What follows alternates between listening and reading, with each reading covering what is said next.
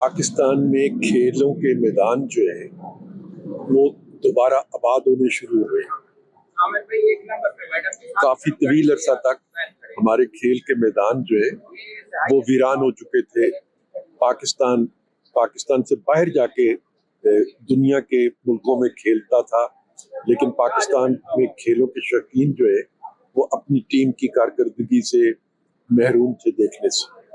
तो बहुत अच्छा मौका है पाकिस्तान के लोगों के लिए कि वो खेल को देखेंगे, अपनी टीम की कारकर्दगी को भी देखेंगे, और जिन लोगों ने ये एहतमाम किया है वो तमाम मुबारकबाद के मुस्तहिक हैं।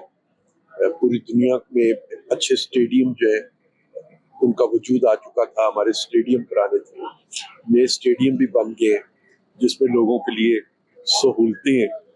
तो नए स्टेडियम में अच्छा खेल देखने का मौका सबको मिलेगा। आप जाएंगे सर?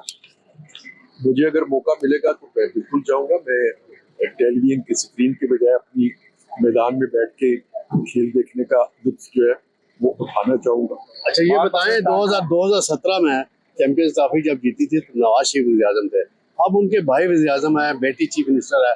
आप क्या तवक्को रखते हैं कि पाकिस्तान की टीम कब जीतेगी? इस तरह तो जो 92 का कप था वो जब जीता था उस वक्त भी नवाज शरीफ साहब वज़ीर आज़म थे, बल्कि हॉकी में, क्रिकेट में बहुत सी कामयाबियां जो है वो नवाज शरीफ साहब के जमाने में ही पाकिस्तानी कौम को मिली है।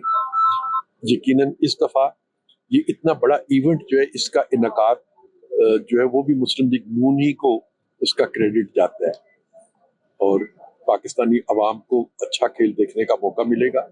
अच्छा खेल होना चाहिए। खेल में एक टीम ने जीतना है, एक टीम ने हारना है। हम अपनी टीम के लिए उम्मीद करते हैं कि वो जीते।